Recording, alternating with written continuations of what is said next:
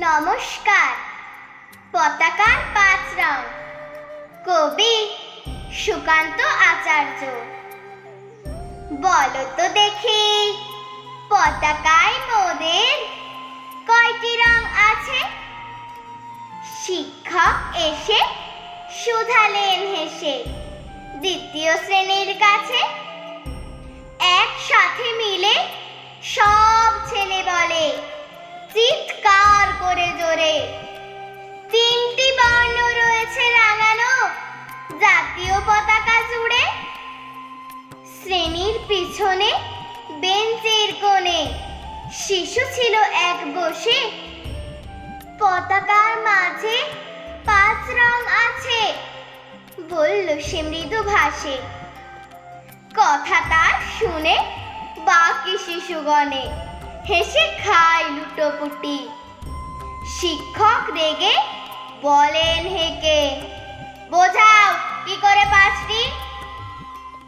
মাথা নিচু করে ভয়ার্ত স্বরে সরল শিশুটি বলে, ওপরে গেরুয়া, মাঝখানে সাদা, সবুজ আছে তার তলে, আর আছে আঁকা গোলাকার চাকা, নীল রং আছে এতে।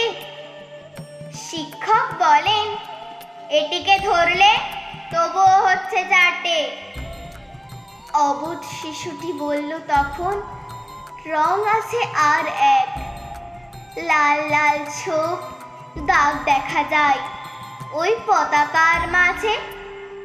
বাবাকে যখন আনলে ওরা কফিনের ঢাকা খুলে, জড়ানো রয়েছে দেহখানা তার পতাকা আর ফুলে।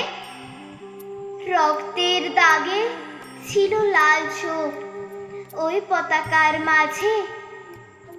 এই নিয়ে মোট হলো 5টি, এবার তো ঠিক আছে। সরল শিশুটির জবাবখানি কাঁপিয়ে দিল বুক। অশ্রু এলো নয়ন ভরে, শুকনো হলো মুখ।